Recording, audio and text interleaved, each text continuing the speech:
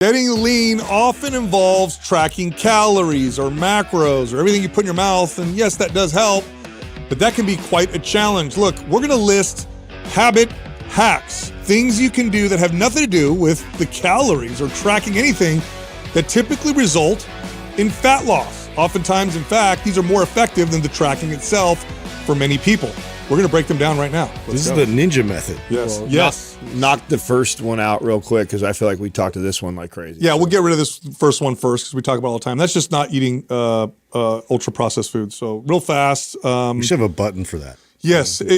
Here's why you do that. Ultra-processed foods are engineered to make you overeat. So when you simply avoid them and then eat as much as you want, that's the other part of this, by the way, eat as much as you want, your calories tend to drop by about 500. That's what they typically find in studies. So you now have a lower calorie diet, even though you're eating as much as you want, and all you did was avoid foods that come in boxes or wrappers. Yeah, you're also, I think it's important that people understand that there's a psychological benefit to that also. Because when you give people the permission to kind of eat more if you want to eat more, so long as you stay with whole foods, there's this like, oh, I don't have to restrict feeling, which I think also results in more success too. That's right. So it isn't just simply that, processed foods make us eat more and they tend to be calorie dense, but whole foods fill you up. And then also the psychological part of telling yourself like, oh, I can eat anytime I'm hungry. I don't have to restrict, allow myself to eat, just have to make whole food choices.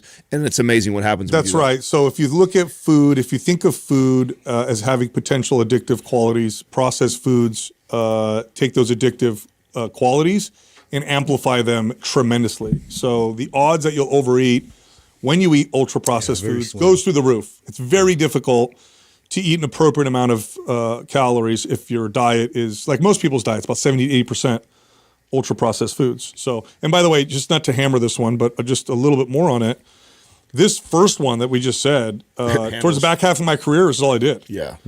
Because it's very difficult when you're taking the average person and you're trying to get them to adopt a healthier lifestyle. There's a million and one different things we can do. And so what you're always looking for as a trainer is, what's the one thing I can do that's going to have a big impact that people can tend to stick to? And it was this one. And this one, for a lot of my clients, this is all we did. Well, there's so many behaviors attached to that. Like, you have to actually prepare your food. You have to think ahead of time. Like, you have to, if you're going to have food throughout the day that's a whole food, you actually have to prepare it and like set yourself up for success. So it just builds in those type of behaviors. That's right. It trumps the other 7 or 8 you have on this list too. That's true. If you do this one, the rest biggest impact, is better than all the other one. And if you don't do that, then all these other ones become even more important to try and include that. But just simply getting rid of the processed foods. In fact, all the ones that we're going to talk about are made to be able to be done together. And you'll see as we go through them, you can actually stack them all together quite easily, and it'll result in, for 90% of people watching this, significant, consistent fat loss. Here's the next one. When you eat, don't eat while you're distracted. So don't eat in front of the TV, or in front of your phone. Actually just sit down and eat your food. Now here's what the data shows. When people do this, they automatically reduce their calories by about 10 to 15%. Automatically. So literally they'll tell people, here's a meal, watch the TV while you eat it, that we have this show on or whatever, or here's your phone, or you're in a room by yourself and you eat, and they monitor. And people go until they're satisfied. So there's no stop eating or just eat until you're satisfied. 10 to 15% less calories, simply because they're not distracted.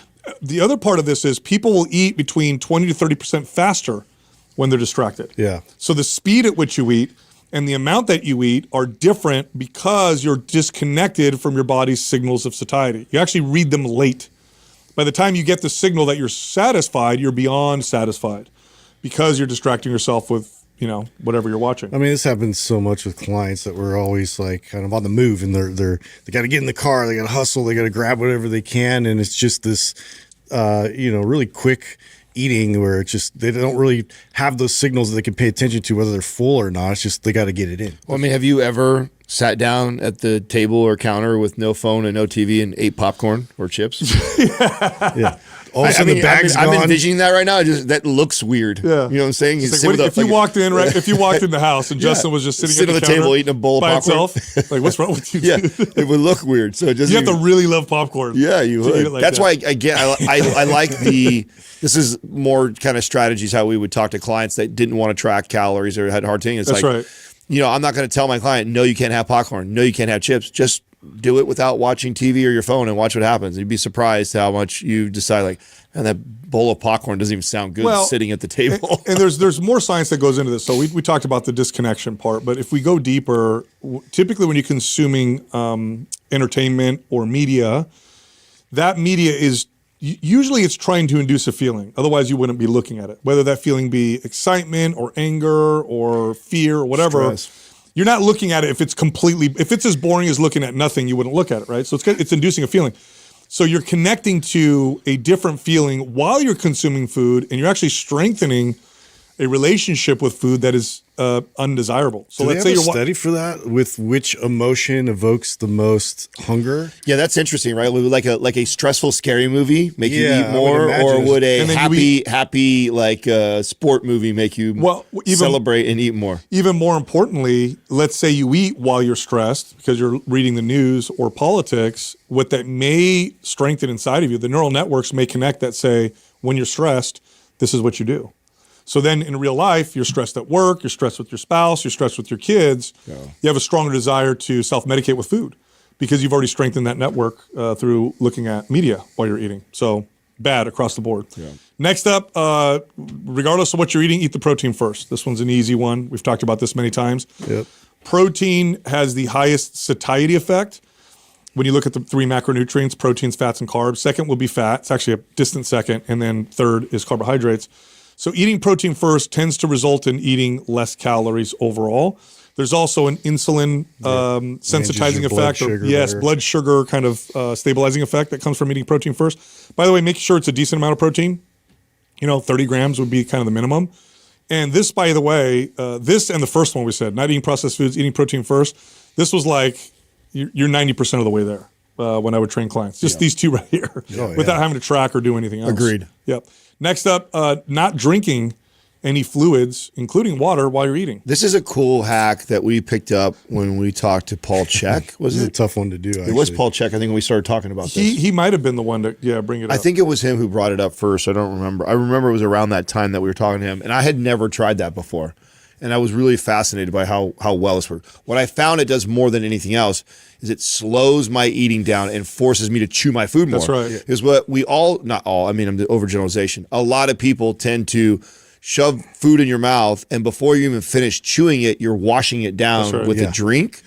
And so that just speeds up how fast you eat, and it's not ideal for digestion. And so simply having no liquid to swallow down forces you to kind of sit there and chew 15, 20 more bites, and that alone ends up reducing the calories. It made me realize I took way too big of bites. I was like choking, I hated this. I was like trying to force myself to not drink with eating, and it was like, oh wow, I got to eat a lot smaller bites. You mentioned digestion. This is actually for people who have issues with like bloating or digestive issues after meals. This may be kind of a first line of defense because fluid dilutes the digestive enzymes in the gut. Also, chewing is the first part of digestion. The smaller the pieces become when you chew them, the easier they are to break down by the gut, throughout the body. So chewing your food regularly, like a lot of it, and allowing your saliva to do the work actually helps a lot of people with digestive issues. Okay, Doug just pulled out the impact of drinking while eating on digestion is actually a debated topic. I know the arguments for not to. What are the arguments for that are favorable? Well, hydration, that's silly. You can get hydrated all day. Improve better absorption. Drinking water can help break down but chewing would break it down even more. So that's a terrible argument too. Reduced drinking water can help. No. Nope. Okay, so here's a strategy then. If to counter all the few arguments that say is pound a glass of water before you sit down and eat. Yeah, if you want to get all that. Exactly, and then you takes care of the hydration argument and it takes care of the feeling full sooner. Like there's the two biggest arguments. The only people I would be like, yeah, we should drink while you eat are people who chronically underdrink water. in which case there's And better even then, I strategies. still like the advice of before you sit down and eat, you need to have a full glass of water and then have your meal. That's right. And then that would still solve that. But it makes a big difference for digestion. It slows you down. In studies on this particular subject, you tend to see, again, 10%, about a 10% reduction in calories, just because somebody, by the way, as trainers are the worst at that one, because when you have 6 to 8 clients in a day, and you got to eat in between small clients, windows of eating. you have 5 to 10 minutes. And so I would go in the back. I was notorious for this. In my studio, I have a little kitchen in the back, and I'd have my meal ready to go. One client's walking out the door, someone's walking in. I'm like, all right, go ahead and get started foam rolling. I'll be right back. I'd go in the back, microwave my food, and I'd take 2 bites and wash it down. It was like I was taking supplements. I mean, I would probably add any hard gainer into that argument too. I think that's because you learn how to do that. Yeah, because you kind of learned when you're a hard gainer and you've been forcing food down, you kind of learn to take bites and then wash it down as an easier way to get it down. And so I would add them to that category. Another one, this one sounds silly, but again, the studies on this are pretty interesting. Put your fork or your spoon down between bites. So you take a bite, put the spoon down to the fork, chew your food, and then pick it up. It's literally just slowing the process down. By the way, when you do this one, as silly as it sounds, you'll start to realize, you'll get impatient is what'll happen. If you get impatient, you eat too fast. Yeah, I think this is the same as the 35 chew rule or whatever like that. Chew your food 35 times before you take the next bite. I think that it's basically trying to do the same thing without you counting your chews. That's right. Yeah. It's just a simple strategy. You And sit it's at a the habit. restaurant for 3 hours. That's ridiculous. Jeez. As I actually think that chewing and counting is a better one than this because you know how ridiculous you would look like this. Set, pick up. Yeah. Well, set. you guys aren't selling Okay, this here one we very well. I'm sorry. What? I mean, trying to it's give people probably easy- effective. But I just want to share with the logic. The logic is actually getting more chews in. That's right. That's really what it It's is. re- It's and it's actually all- less to do because there's no science that supports the putting what the fork happens- down. It's that it adds time. What's observed in the studies is that Yes. and people will do this. They'll, Speed is a problem. That's right, because this is what it looks like for a lot of people. You'll take a bite, and you're already getting and the you've next got bite. the next bite on the you're spoon or the still fork. chewing, yeah. And so what happens is neurologically, you're anticipating the next bite, and this speeds up the process even more. Yeah. Because you're not thinking about what's in your mouth, thinking about what you're about to get in your mouth. Yeah. And this is what it feels like if you've gone through this is binging, where you can't eat fast enough, even though you have food in your mouth. You're not even thinking about what's in there. You're thinking about, can I get the next one? The next thing, yeah. That's And right. everybody's experience is if you ever had a piece of cake or anything that's a dessert like that. Because I you like do how you that. always bring up cake. He's always fighting for everybody You else are. trying to I steal mean, it. you're chewing on it. You're already carving the next piece out. You know what I'm The saying? only time I've ever seen a grown man buy a cake for himself was What's your favorite? Is it the corner piece or is it middle? Oh, corner piece for sure. Yeah. Oh, the frosting. all the extra frosting Oh or my God. whatever. I feel you on on there, that. so, Here's another one. Walk right after you eat. So this has a pretty significant impact on blood sugar and stabilization, which affects later behaviors. So the less your blood sugar goes up and down, the less likely you are to have cravings, irritability, search for that quick fix with food. And it's literally a 10-minute walk. In fact, there was a study where people didn't even walk. They literally just sat down, they ate, and all they did was lift their heels. So they kind of pointed their toes. I mean, it's like the most ridiculous exercise of all time. And they saw a significant reduction in blood sugar just because of the contraction, relaxing of muscles causes them to suck up all that blood sugar. I know this is about fat loss, but I find this such a cool hack for couples. Using that as time to connect. I remember when we first started kind of talking about this as a tip for people, and Katrina and I were practicing that. We found that putting our phone away and just the walking afterwards, that we were initially doing it for the movement, digestion, and for the purpose of what we're talking about. I found, oh, wow, this became like this guaranteed time that we'd always be connecting without our phones and any distractions, which the benefits of that for my relationship are incredible. And we know that how important relationships are in the overall health journey.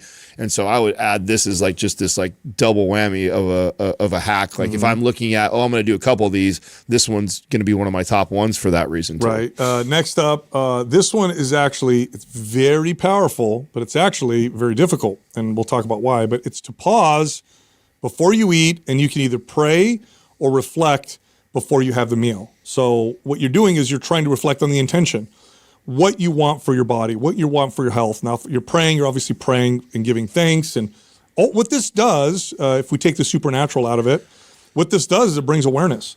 Now, here's why it's difficult. Oftentimes, people don't want this awareness.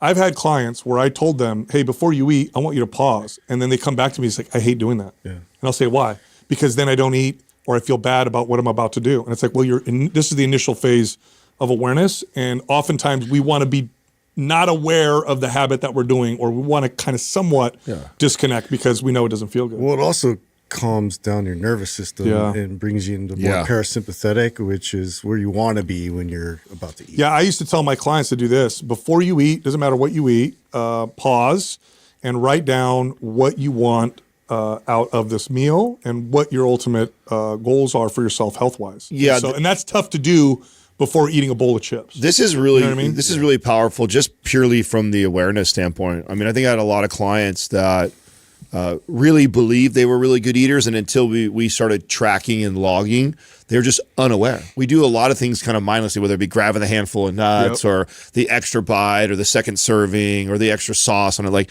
and just stopping like that and taking a moment just helps the awareness piece.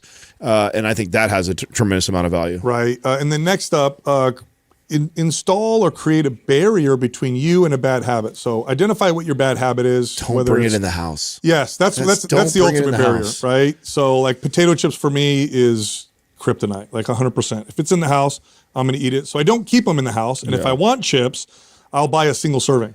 I'll make myself go and buy the single serving. But the barrier is I got to go buy it. The easiest thing to keep me away from eating ice cream like I love so much is not ordering it, because there's many times where I crave it, but it's like, oh, I got to go get it or DoorDash it, to go through the hassle. It's not going to be here for 30 minutes. Sometimes you do it. Yeah, absolutely. But more often than not. More often than not, I don't for that simple reason. Whereas if I regularly ordered it every time we went grocery shopping, I always was putting a thing of ice cream in there. I'm eating it every single time. That's right. Yeah, I had clients with this where, because you can be any barrier. So I had clients where I'd say, before you eat, because they would say, well, I have them in the house for guests, or because that was always the first one, right?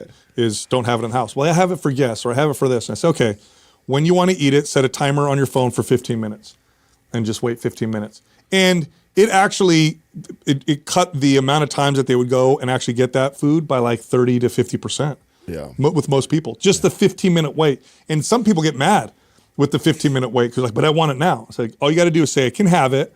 I just got to wait 15 minutes. And it was just a barrier. I remember a lot of clients justifying it for their kids, where they'd say like, oh, I have it in the house for my kids. Like, even more reason for you to not do this is like you're now just creating the inside my belly. Well, these kids honestly, that was top. I think that was one of the top excuses for why those things made in the house. It's like, wait a second. It's like, here you are trying to create a new healthy lifestyle for yourself. Your justification of why you have those treats in there is because you have kids and maybe they're not overweight right now, but it's like, that's such a terrible idea. Is one, it's a temptation for you. And two, you're already creating bad habits for them. So later on, they're going to have the same struggle you have right now. So it's like, may as well get the whole family on board right now. Yeah, totally. All right, I got a